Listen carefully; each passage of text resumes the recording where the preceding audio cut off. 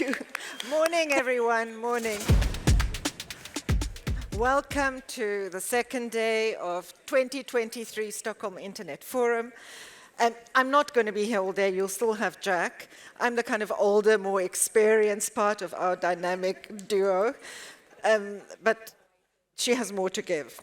So we really wanted to thank everyone first for yesterday, for bearing with the process, for sharing, and for listening. And we trust that brought you something that you will value. And we hope the same will happen today. Just a few reminders.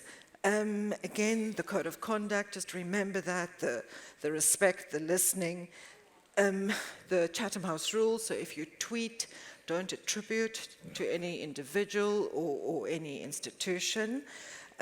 No photography unless you've gained consent from your colleagues. Today there will be, as there was yesterday, I think you remember the plenaries were filmed. That will happen again today, but Swedish Television is here and they'll film the discussion with the tech envoy and some of the performances. They will not film the audience. So unless you are being explicitly interviewed and you've given your consent to be interviewed, you won't be included in any footage of the event. And let's just quickly look at the agenda. It's similar, a little bit different from yesterday. I can't read that. So we are going to start with, I'm going to hand over to Jack soon. We are going to have a fireside chat with Amandeep Gill Singh, Ambassador Singh, who's the envoy of technology of the UN Secretary General. And he'll tell us about this process that has been initiated to develop a global digital compact that contains some principles around digitalization and rights and development, and that's building into the UN Summit of the Future next year. So he'll tell us more about that. We'll have before that a performance from an artist, and then we go to coffee break, and after that we'll have the third round of parallel sessions on the three CIF 23 sub-themes. And then after that, we'll come back, and then we will, if we can just move on to the next page, you'll see the room allocations and the sessions allocations will be on the monitors later. Can we just go to the rest of the, it's there, it's right there, I just can't see. And then after lunch, we'll do another World Cafe round, similar to the one that we did at the end of yesterday, so be prepared for that. And in fact, it would be nice if you could leave more content on the tables as well. It would, there was some yesterday, but it would be good if you could leave more written down on the pieces of paper. And then we have our coffee, and then we'll have the formal closing. I just want to check with the CIF team, anything you want to stress. Ali, did you want to remind people about the online, I don't know where you are, about the online input form? I don't think he's in the room, but just remember, there is an online form that has 3 very simple questions, which asks you to reflect on how you felt about CIF or a particular session. And please, if you can take time to fill that in, it's very helpful for the organizers. And on that note, I'm going to hand over to Jack. Thanks, Andrea. Morning. So Andrea says that she cannot see because she's old, but actually she went out partying last night and didn't invite me. That's why. This is why I am awake and alert and I can read things and she cannot. But yeah, thanks. Good morning. How are you feeling today? Who is hungover? I am jealous. But yeah, today it's going to be a little bit shorter than yesterday, but we are very excited also about, the conversations we will have today. And we have Justina with us today as well, which is very cool. Justina is an Iranian hip-hop artist, and she will open the day for us. But before I invite Justina up, I just wanted to again say, please go to the CIF website and click on the thing that says tell us, is that right? Yeah, the feedback form. Because the ones who provided the most comprehensive feedback, Ali will personally write you an email and say something. I don't know what it is, but something.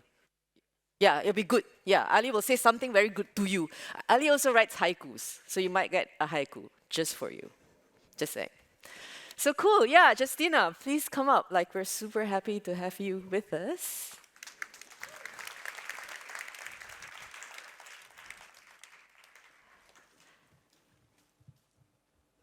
Amazing. Hi. Hi, everyone. Hi. Good morning. Hi, Jackie. Morning.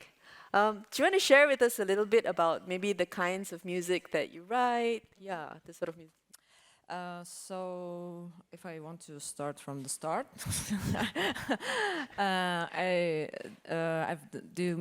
done music when I was 18 and in Iran. So I knew that it's really dangerous for me because singing for women in Iran is illegal. And because of that, I was arrested there 5 years ago. And because of that, I'm here now. And when I start music, hip-hop, my genre is hip-hop and rap.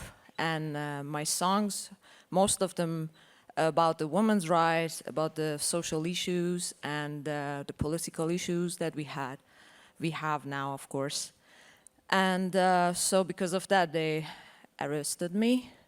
And so now I'm here. But I'm continue fighting for my rights. And nowadays, you know about the Iran situation, the problem that we had and have in these 43 years. And yeah, that's it. And the song that I want to perform for you, I wrote it 3 years ago. We had a big protest 3 years ago in Iran. And for 1 week, internet was shut off. And the Islamic Republic killed 1,500 people. And nobody knew about that. And right now, every time we have a protest, internet shut off. Yeah. Yeah, that's it. Thanks, Justina. Yeah, we'll hear a little bit more from Justina and Rami later today, but I think it's also becoming very clear for us, yeah, the kind of power and threat that our voices can be in certain spaces. So, yeah, take it away. So, let's go.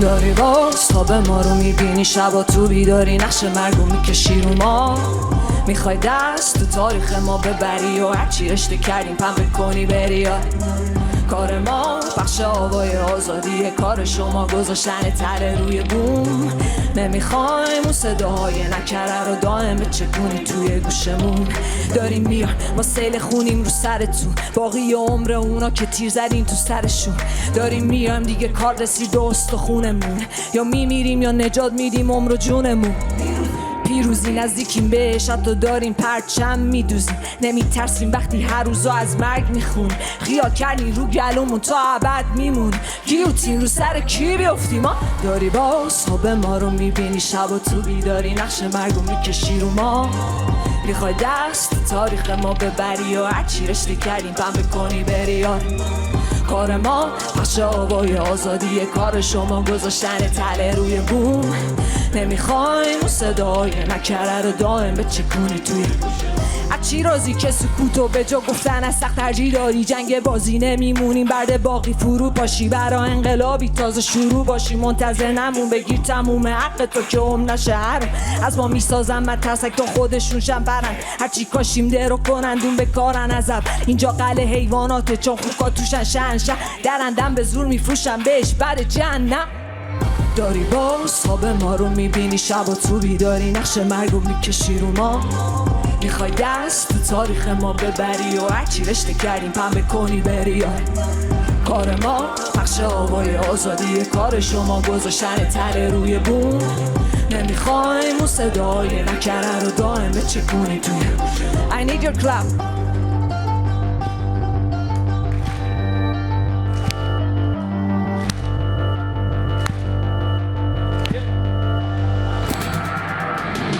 داری باز خواب ما رو میبینی شب و تو بیداری نقش مرگ رو میکشی رو ما میخوای دست تاریخ ما ببری و هرچی رشته کردیم و بکنی بری کار ما بخش آوای آزادی کار شما گذاشتن تره روی بوم نمیخوایم اون صدای نکرر دائم و چکونی توی گوشمون Thank you so much. So much, Justina. Thanks a lot. Thanks for starting us off today with such incredible energy.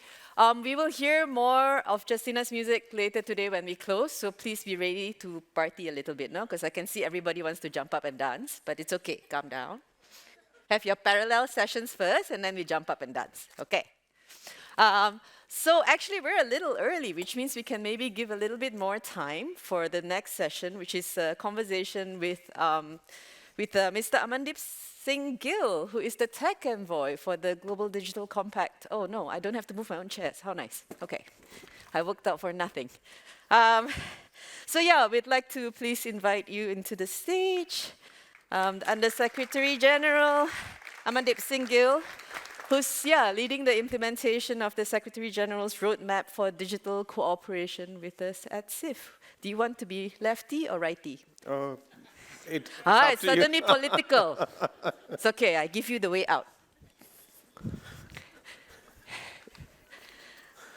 So thanks for being with us today. I know that also, many of us are very interested in the process, and we also wanted to make space to understand a little bit more about what is this, the Global Digital Compact, what is the roadmap, and maybe a little bit also about the policy brief that was recently published and what are some of the key highlights, and possibly also make space for questions and any kind of input that may come from the ground.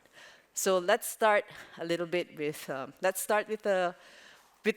oh, suddenly I cannot breathe. Is the chair moving, no? Okay. Take your time. Yeah. How are you? I'm very well. Couldn't be better. Could be better. Did you also Couldn't join be Anriette? better. I really enjoyed the song. It brought memories of 4 years in Iran. So thank you very much for lifting us up this morning. Yeah, thanks a lot, Justina. That was really great. And it's great to be here at the Stockholm Internet Forum. It's my first SIF. There's incredible energy, and I just wanted to pay tribute to all the participants and the incredible work you do. Oh, thanks. Thank you. So tell us about the Global Digital Compact. For those of us who are unfamiliar with it, what is it? So I'll try and not use UN speak, but forgive me if I do. The Global Digital Compact is one of the outcomes for the Summit of the Future next year. And this summit is a proposal of the Secretary General that member states have agreed to. It's an opportunity to reboot multilateralism, reinforce international cooperation at a time when there are genuine geopolitical, geoeconomic divides, and when we need international cooperation more than ever before because of our planetary crisis, because of the difficulties that the world is in. So it's an opportunity. It's almost a once-in-a-generation opportunity to get together and agree on some impactful outcomes for the future, for future generations. And the Global Digital Compact is one of those outcomes. From my perspective, it's one of the most critical.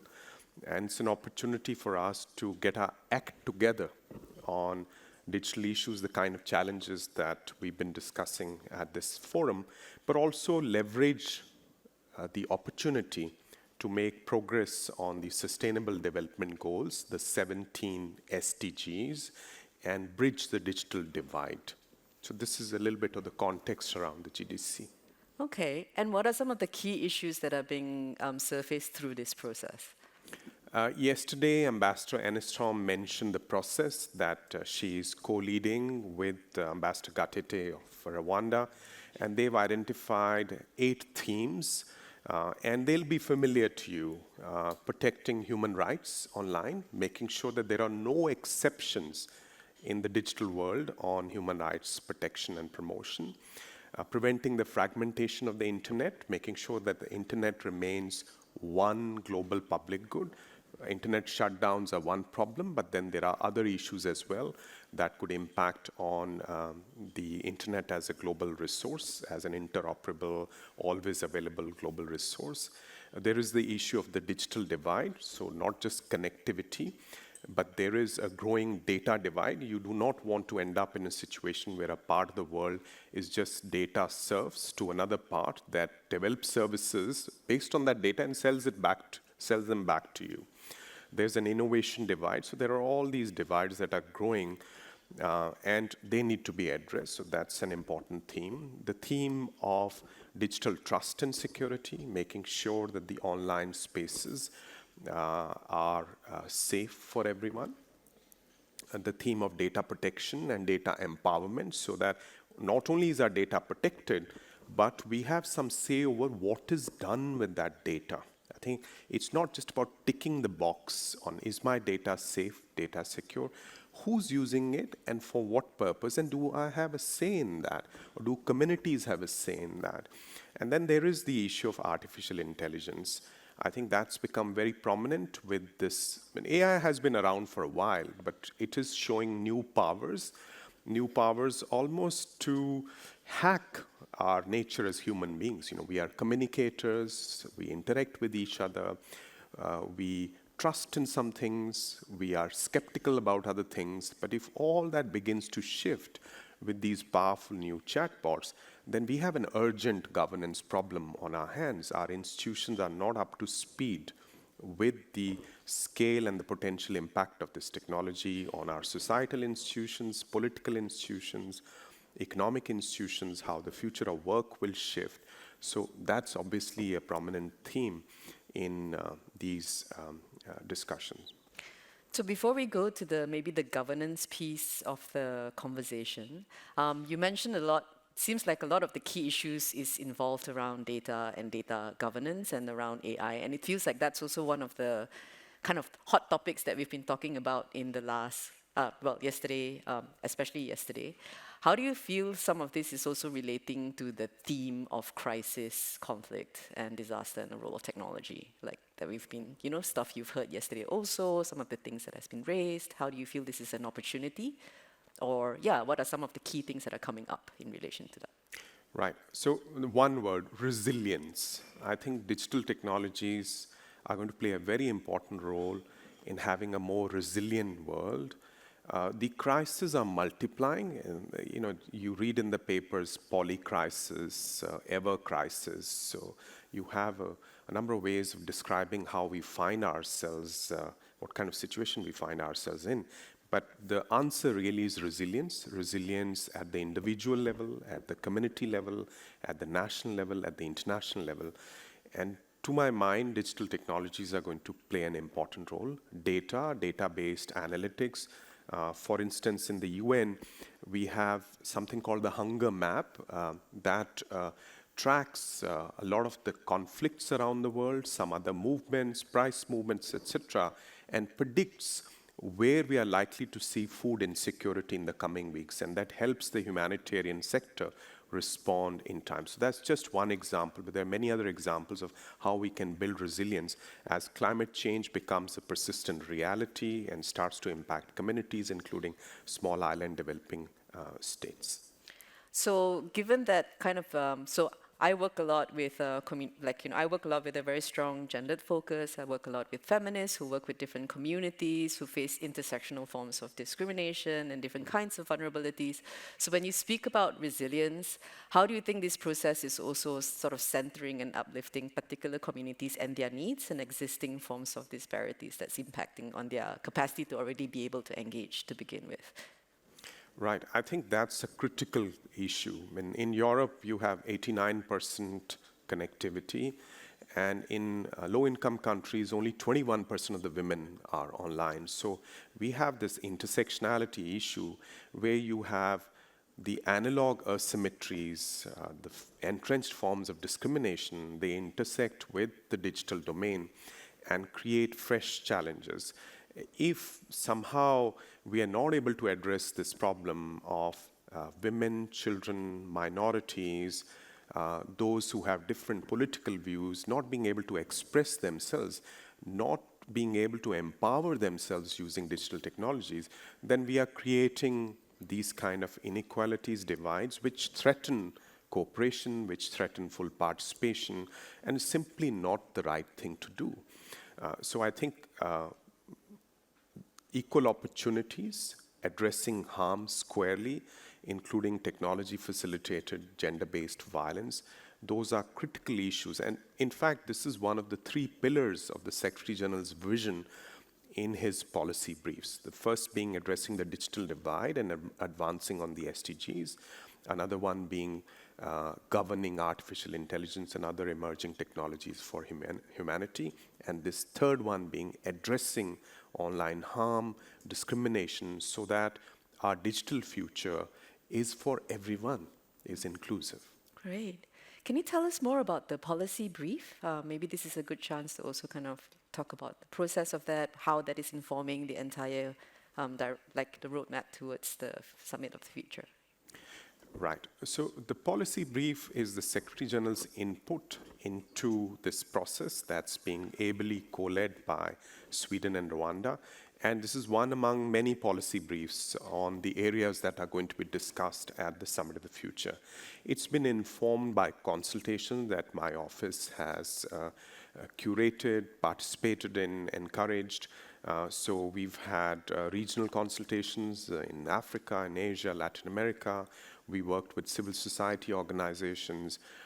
If you go on to the website, you'll see more than 550 contributions from around the world, 400 plus supplementary inputs.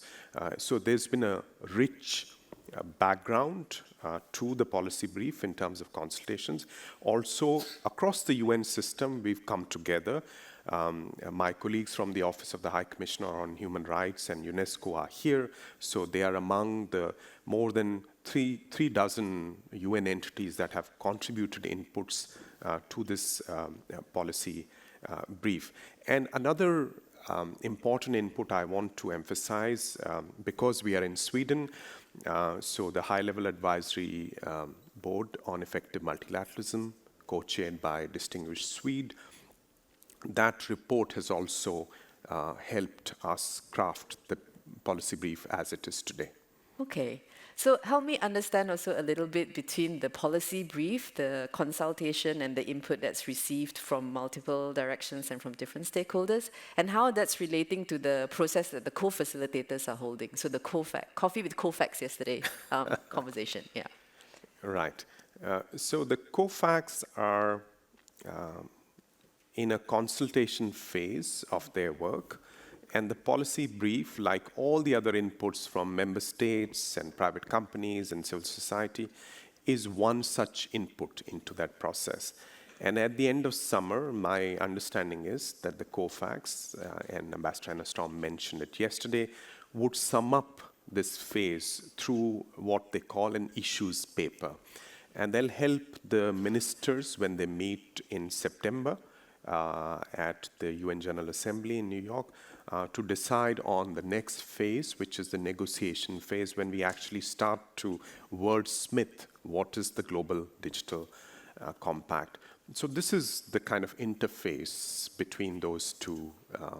They are not in parallel, they are linked. Right, okay. So I guess the critical piece for my asking that question is, where would civil society kind of come in and engage with the process from this moment on? Yeah. Right. So civil society has been very active throughout the deep dives into those issues that I mentioned.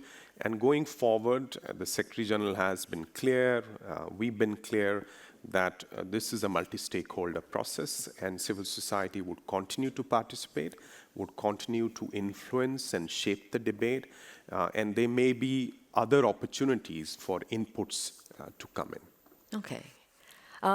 Going back to the policy report, you spoke about the 3 pillars. Let's spend a little bit of time on each of those pillars. The first one was on SDG, Do you want to talk a little bit more around that? Right. So on addressing the digital divide, I often think of the divide as a funnel. So there is the 2.7, maybe that's a low number, who are not connected to the internet. But then there are those who are connected, but connectivity is not meaningful for them. It's not affordable. Data rates in Africa are much higher than everywhere else. Owning a smartphone in South Asia, Africa is still 40% of the monthly income for a lot of people. And then you have the data divide. Who's generating the data? Who's benefiting from the data? And then there is the innovation divide, and particularly around AI, and where advanced domains like biology, genomics meet the digital domain. So we need to address all those divides at the same time. We can't just say this is a connectivity problem. Let's connect 2.7 billion people to the internet and the problem is solved. So the policy brief offers some ideas on how we can advance on the digital divide and also on the SDGs simultaneously, say by capacity building, massive efforts. So the SG has called for 1 million people to be trained in terms of data for development, digital for development. So we need to scale up existing capacity building efforts. There is obviously a call to scale up the connectivity effort, to connect all schools to the internet, other public institutions.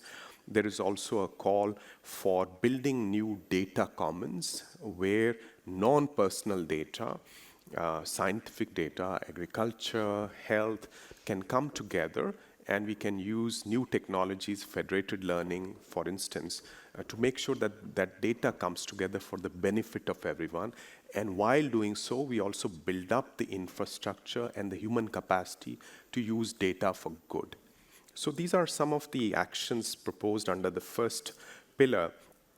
And if I can sum it up, the idea is to go from an ICTs for development paradigm, a tech solutions type of a paradigm, that you connect everyone to the internet and good things will happen, to more of an enabling paradigm, more of a horizontal transformative digital paradigm based on some existing experiences in the global south. You know, countries such as Rwanda, such as Cape Verde, India are using digital public goods, digital public infrastructure to bring more, let's say, hundreds of millions of people into the financial system where, you know, they couldn't bank earlier, they couldn't even take a $10 loan. So this becomes possible with this new paradigm, and that's really the heart of the messaging in the policy brief. I think it's really great to have a much more kind of like a much more broad-based way of thinking about access beyond connectivity. And it also really resonates with some of the conversations that I remember having when I was part of the Best Practice Forum on Access and Gender at the Internet Governance Forum a few years back. We were starting to talk about meaningful access, that access is not just about connectivity, it's not just about devices, but it's also about content, it's about capacity to be able to engage with technology in a meaningful way, and also addressing kind of the very deep and multiple layered forms of the gender digital divide, right? Like it's not just about who has access and the numbers can't really tell.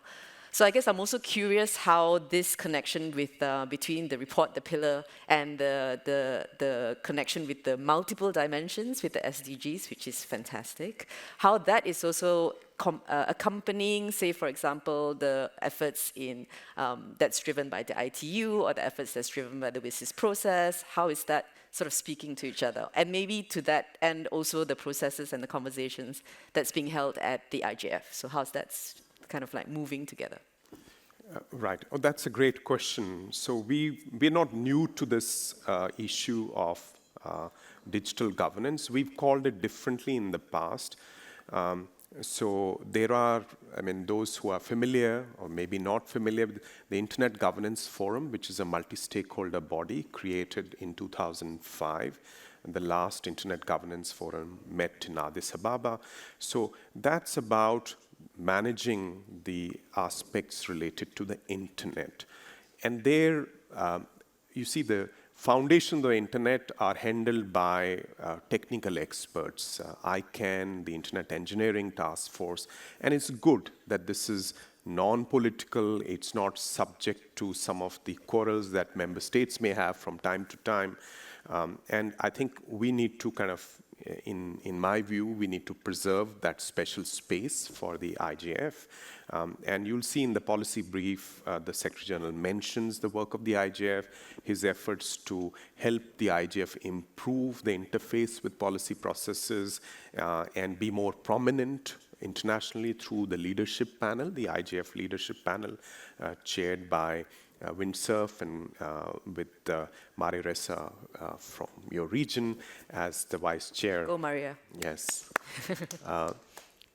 So that's one very important process that will continue to be relevant, important as we go forward. The other one is the World Summit on Information Society, which really set off the IGF, which was the first international discussion on cooperation around, at that time, it was more of the ICT's paradigm. There were only 1 billion people connected to the internet at that time. Let's remember, there was no social media. People were not aware of AI except in small circles inside computer science departments. So there was no data revolution, big data at that time. So that process is important. It meets every 5 years.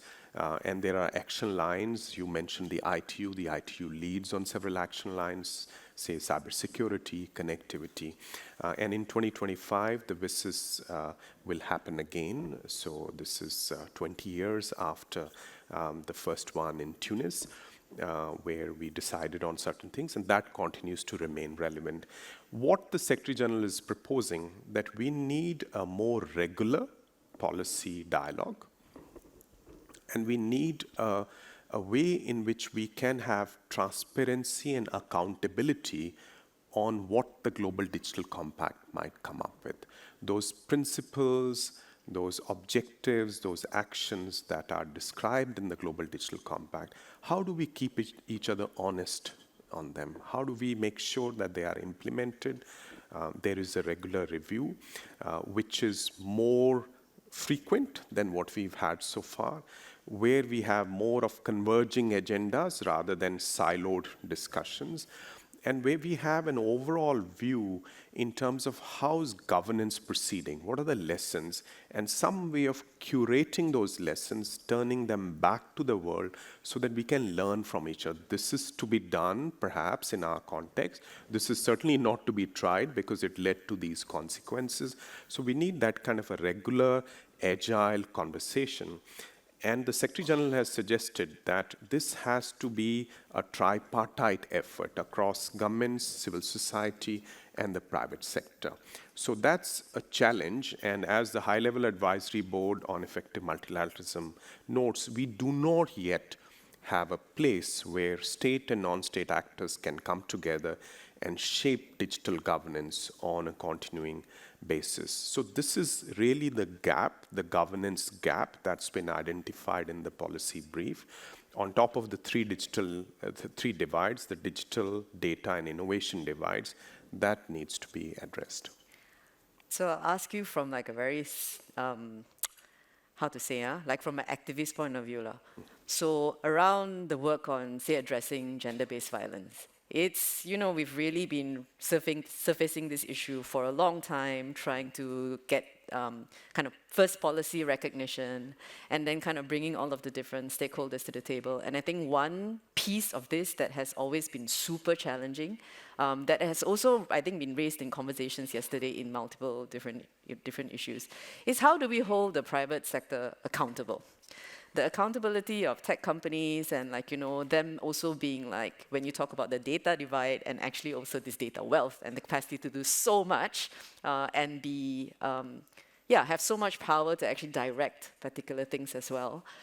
How is this kind of agile governance, tripartite imagination, because multi-stakeholder, as you know, it's not new. We've had conversations, even at SIF, we've had private sector people come and we talked about access. I remember one SIF, it was very, we were like really having this direct conversation and so forth. But it's dialogue is one thing, I think accountability is another. So I'm also curious how this is being imagined. That's a great question, really goes to the heart of the matter. we need to sharpen the accountability of both the private sector and of governments.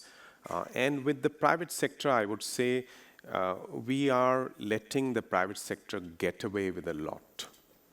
Our current accountability mechanisms, most of which are self-regulatory, self-managed accountability mechanisms. They rely on some principle, that's true, but we are letting the private sector get away with a lot. We need to sharpen this, tighten this.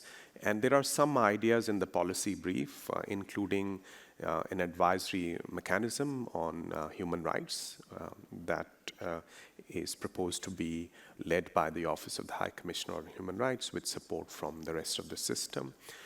There are other specific recommendations to the private sector in terms of investments into trust and safety teams. Unfortunately, there's been a reverse trend. Trust and safety teams are being cut down, whereas they need to be built up. And there is a focus on due diligence, but due diligence that's transparent. And I frankly am astonished that some private sector senior officials still maintain that let's see the harms before we can do something, or before we do something. So I think this will not work anymore. We have to be more anticipatory. We have to be more proactive. We have to be more transparent.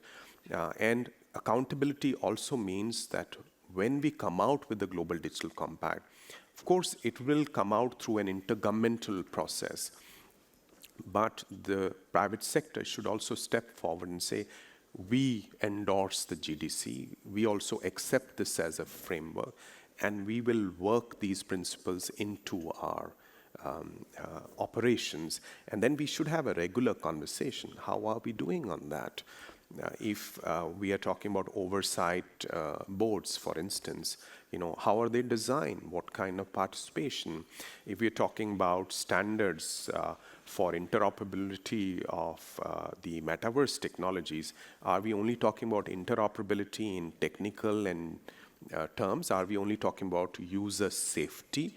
Are we also talking about some of the concerns related to human rights, addiction, the impact on children, etc.?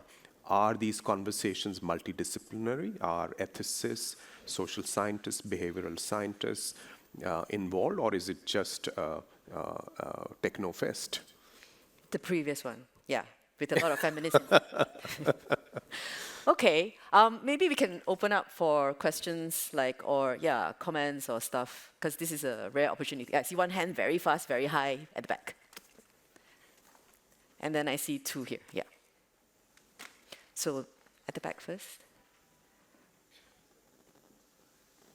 Thank you so much to the UN Envoy. I have three quick questions. My name is Khalid Ibrahim. Just one. One first. Very quickly. Khalid Ibrahim from the Gulf Center for Human Rights. The first question, you talk about engagement with civil society organizations, but we in the MENA region, we never got even one communication from you. Do you plan to visit the region and meet NGOs who are working on digital rights in our region? And the second question, surveillance. Do you agree with me there is a need for a memorandum, a legal document to ban any cooperation between companies and democracies and oppressive governments? And the last question, do you plan to take any actions to support those people who are in prison only for a post or for a tweet? This is very important. You need to show solidarity with people who are in prison at the moment. Thank you. Thank you. Thanks for asking the three questions very quickly. So if you have similar questions, which is about civil society participation, second is some kind of clear commitments around surveillance or the banning of surveillance, and third around the role of the tech envoy in solidarity on human rights violations in relation to technology.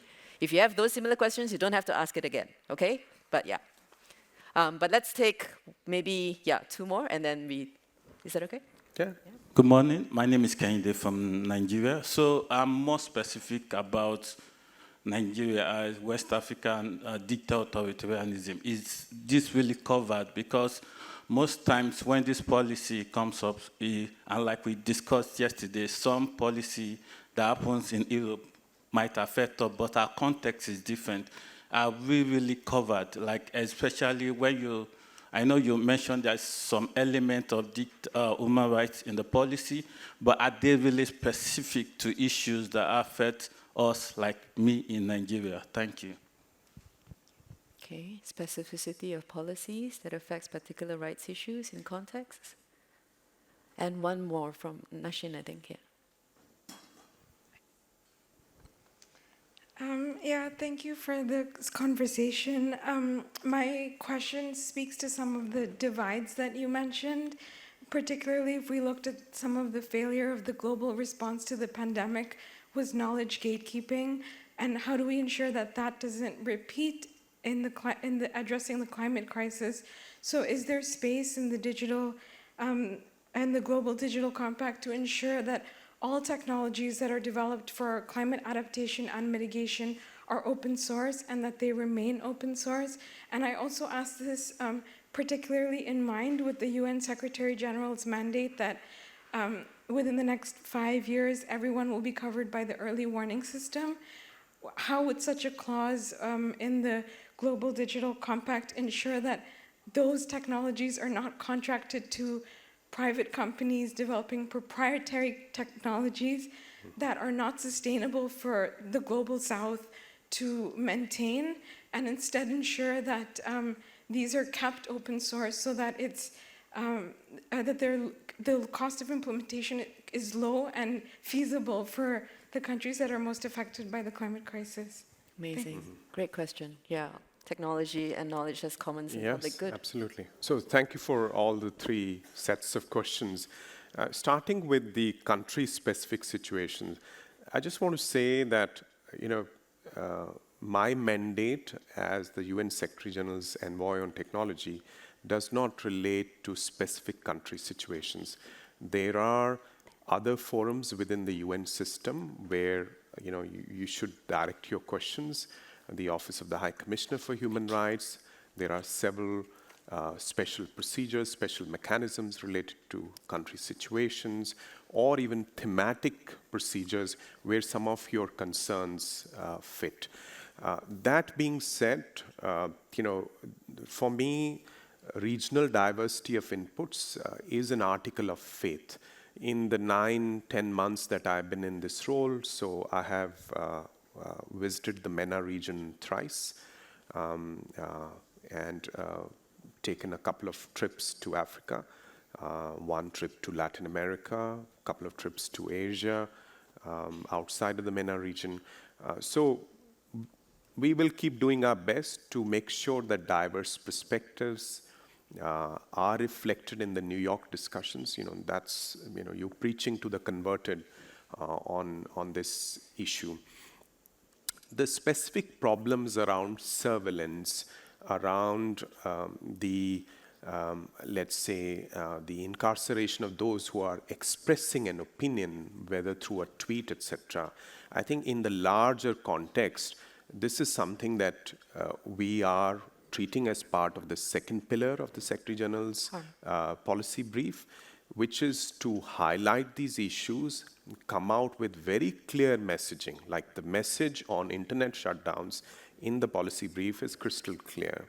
Likewise, on some of these kind of overreach of whether it's national security related legislation or it is legislation, the duty of states to protect different communities from harm, whether it's law and order related or inter-community relations related, but there's definitely been overreach of these legislative instruments, their executive implementation. And so through the GDC, we should look for principles and objectives that clarify the domain of this and make sure through continued conversations, this regular gathering that I'm mentioning, that there is no overreach. So accountability of states in terms of their obligations under human rights instruments and other applicable aspects of international law, So we need to uphold that regularly and on the basis of very clear principles and objectives. Now, coming to the question on the sustainability of digital technologies and how we can make sure that we leverage digital technologies to address the unsustainable aspects or to progress on sustainability. I think that's a key consideration. In several places in the policy brief, the SG mentions how we need to make these technologies work for the planet as well. So there's the problem of e-waste, there's the problem of excessive energy consumption, there's the problem of resource extraction.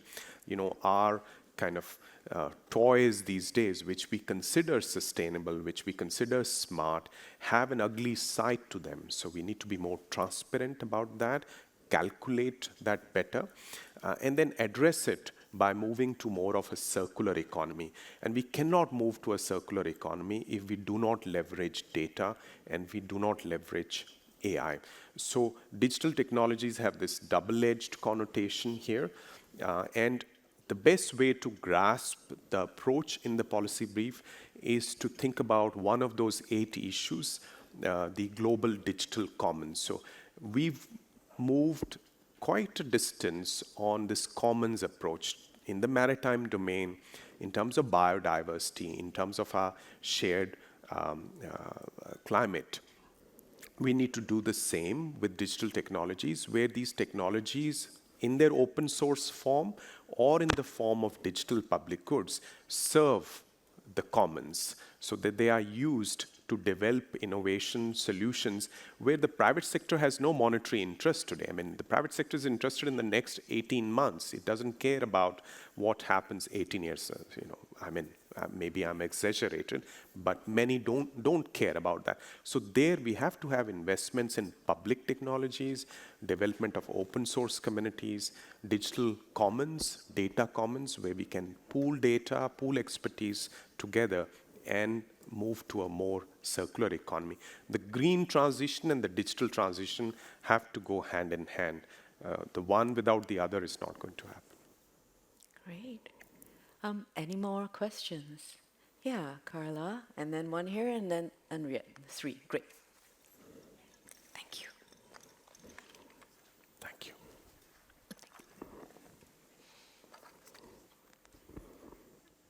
Oh, hi. I saw that you've been doing consultations with Gary Marcus and people at OpenAI. I'd like to hear your thoughts on possibilities of artificial general intelligence. How seriously are you taking the matter? What can you advise us in this room? What can you advise human rights activists to do to be ready for discussions around basic ethical frameworks of AGI? And also, are you thinking about automation and job loss and unemployment that might come? Are you thinking of economic models like UBI? What are your thoughts around this? And the donut economy, when are we going there? If there's another AI-related question, we can... Yeah, and maybe let's take the 3 first, and then let's see. And if there's any other AI-related question, shoot your hand up now. Carla, and then Henriette. Yeah. Hi. Yeah. Thank you. Thank you so much for this fire chat, which I find super amazing.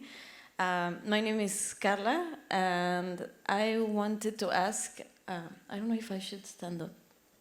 Yeah? Okay.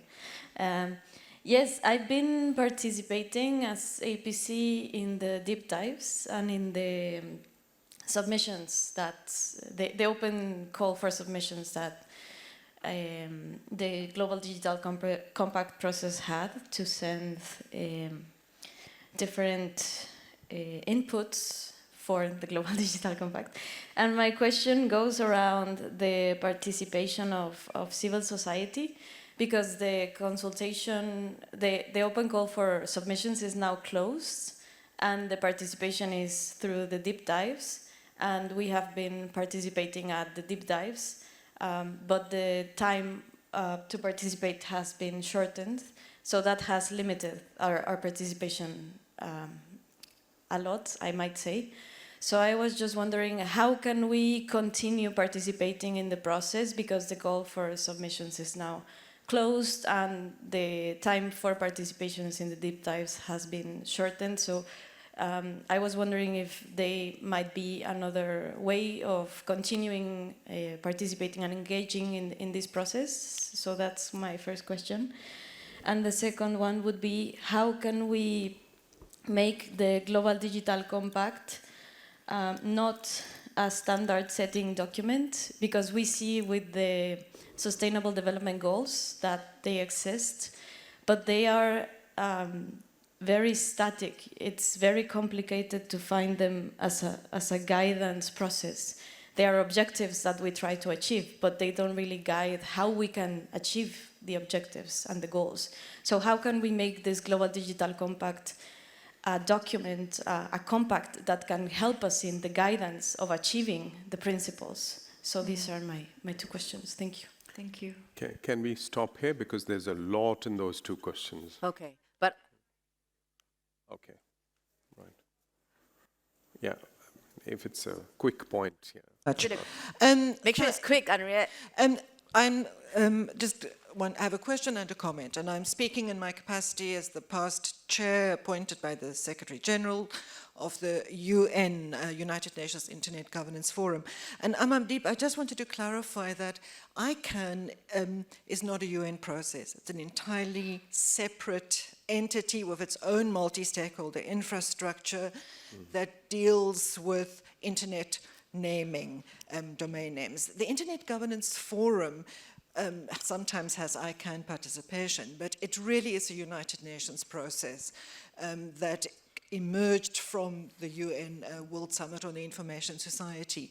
And it actually has dealt with far more than just internet governance, and certainly not technical coordination.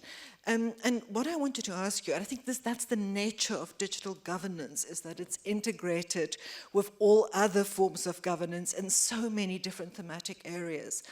And my question is, how will you galvanize the work that's been done by the Office of the High Commissioner on Human Rights, the work on the guiding principles on business, the work done in UNESCO on the media, the relationship between digitalization, disinformation. So in other words, the complexity of this huge ecosystem, which still does have the internet at its heart. How do you feel you can galvanize this with the proposed mechanism?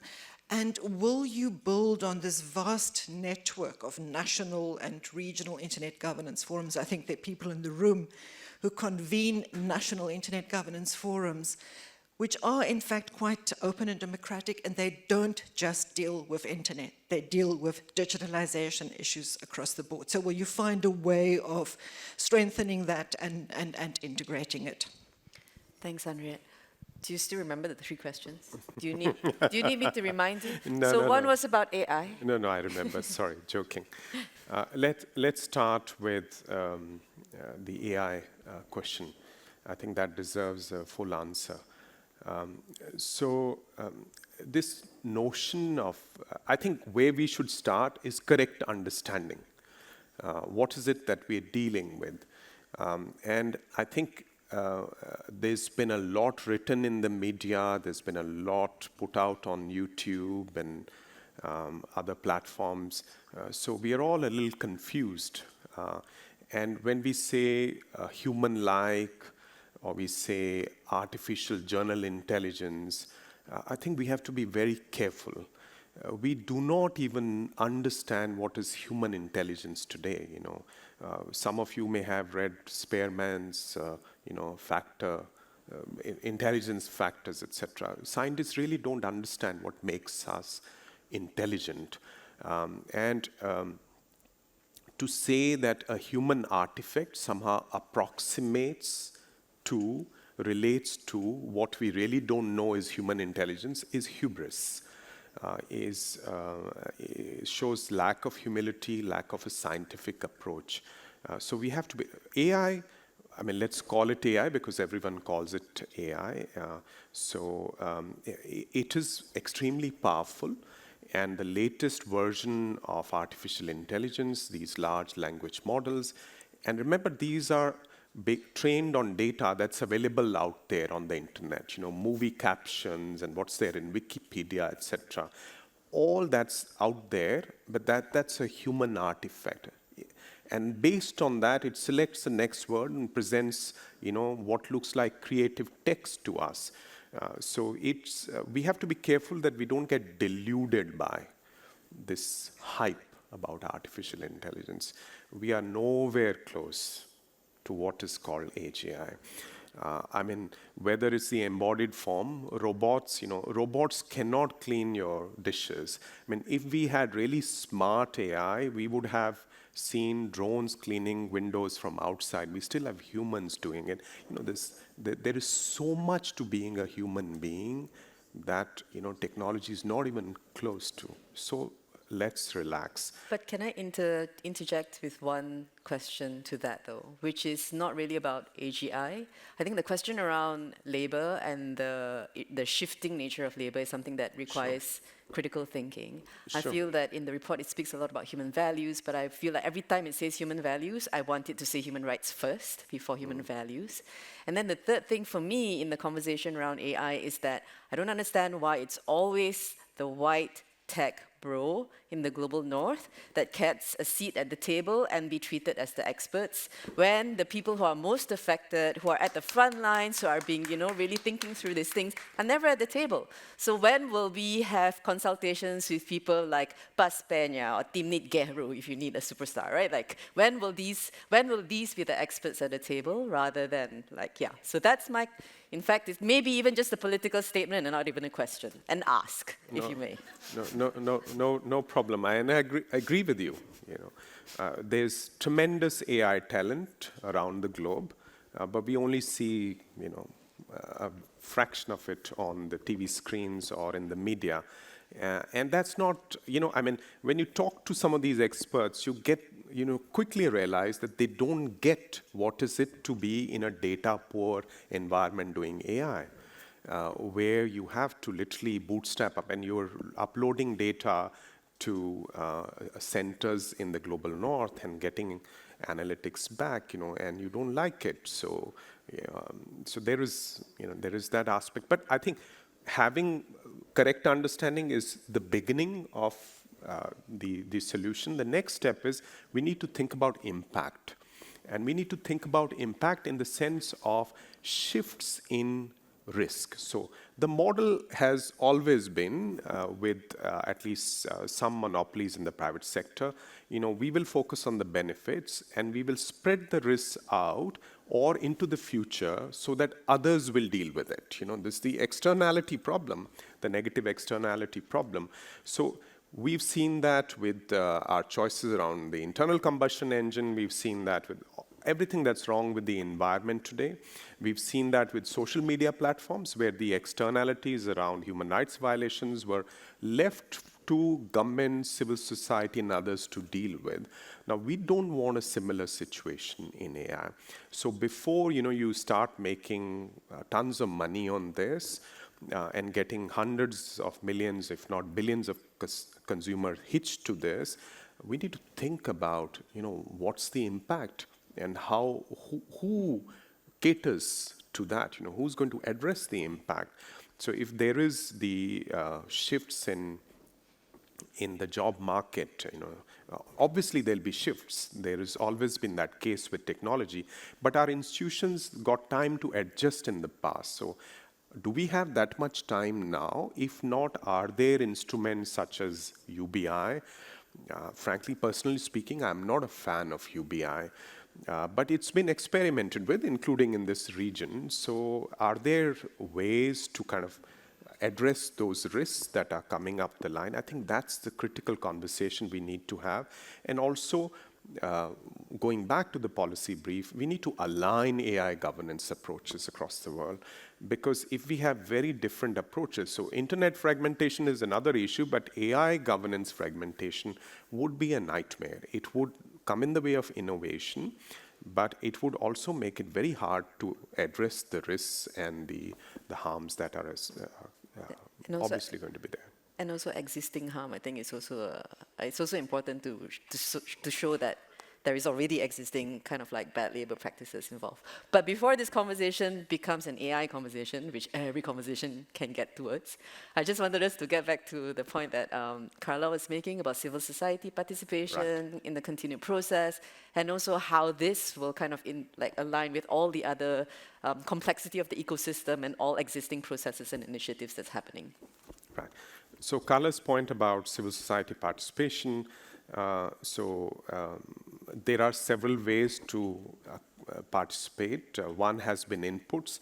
And obviously, we need to have some discipline about the deadline. The deadline was extended twice, and and we need to now digest these inputs. So, and there are, other timelines are kind of fixed for us. So within our resources, which are very limited, so we need to digest those. So that's why, you put a stop to, but that doesn't mean that you can't have other inputs. It's just that I can't guarantee that we'll be able to digest them, present them back. There are several ways we are kind of digesting those inputs, and we'll make sure that even that is transparent, is available, so you can run your own analytics on it, come to a different conclusion from other people in terms of what's being said, and then use that as an opportunity to continue to influence the process. So, as civil society organizations, this, and so this is something that obviously in terms of the limitation of time, that's because there's so much happening in New York, and delegations are really stretched, particularly small delegations from developing countries. They're running around from one track to another. So I'm sure the co-facilitators are listening to those. So there is, it's a series of issues and different stakeholders, and you have to find what's the kind of, most comfortable place for everyone. So just to reassure you on that. In the interest of time, you had another question, of course, but we can continue that discussion outside. And to come back to the issue about, I'm clear about the difference between the IGF and the ICANN, and so is the Secretary General. So he talks about how the internet is managed. So the IGF was established by the Secretary General. So Secretary General was mandated to establish the IGF. And that's how it's convened every year. It is obviously not just a technical forum. It's a discussion forum. All kinds of policy networks, as you know, are engaged in there.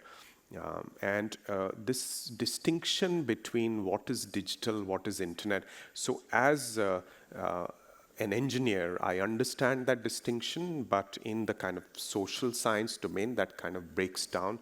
The internet is a network. It's a network of networks. And you can do digital without the internet. And in fact, the internet has become so big, it has occupied so much space in our mind that, we kind of, forget that distinction. But there is a distinction.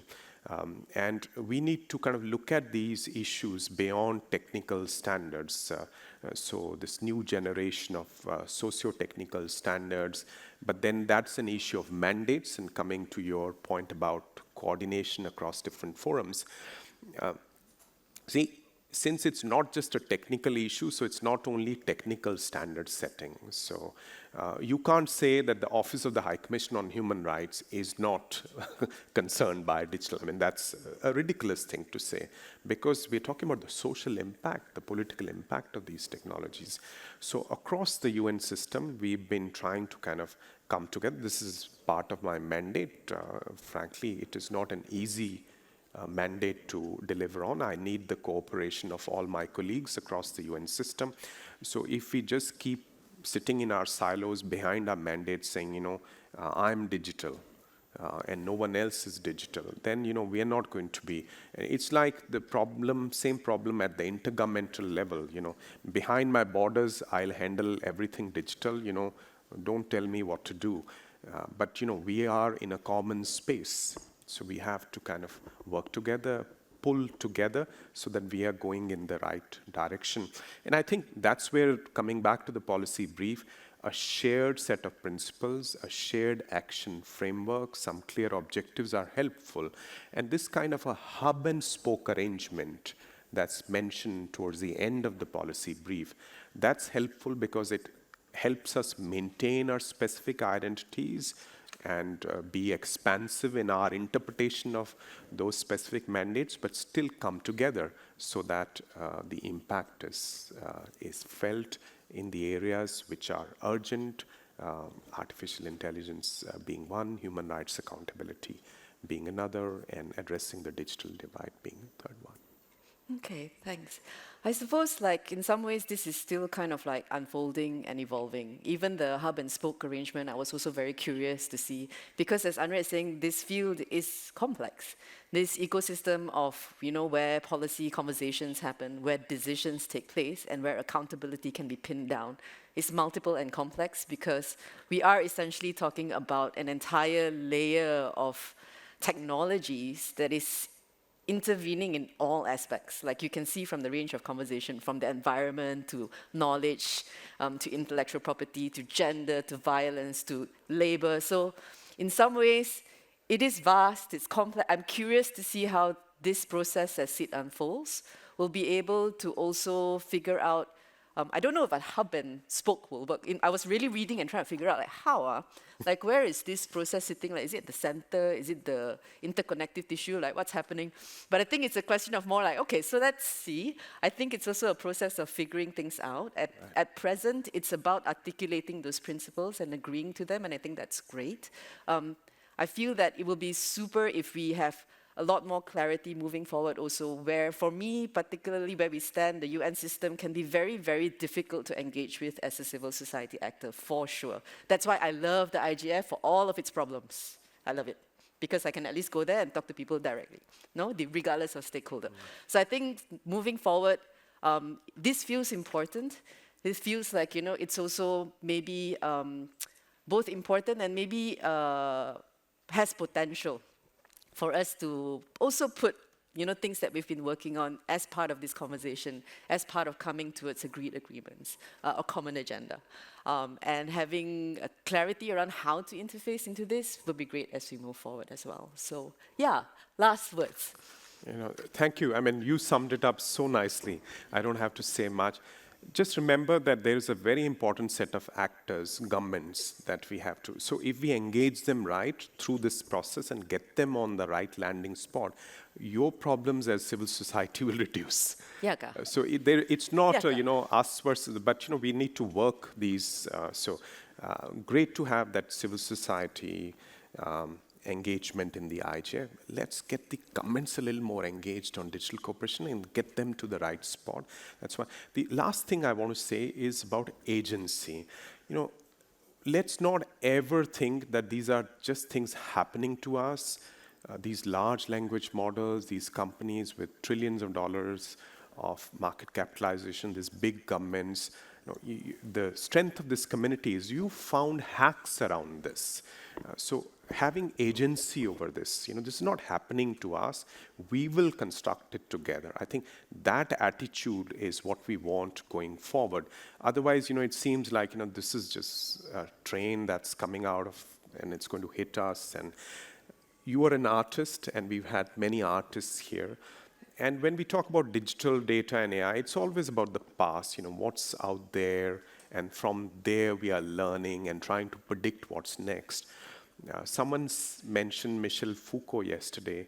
So you're constructing life in the moment. An artist, when you write a poem or you, paint something, you're in the moment. If you're only conditioned by the past or what others have done in the past, then you're not human. So we have to preserve that space for human beings in this kind of digital madness. I think that's the message. We've ended on philosophy. Thank you very much. Yeah. Thanks a lot. Thanks a lot. And thank you for your questions and your engagement. Thanks a lot for this conversation. Thank you. Okay.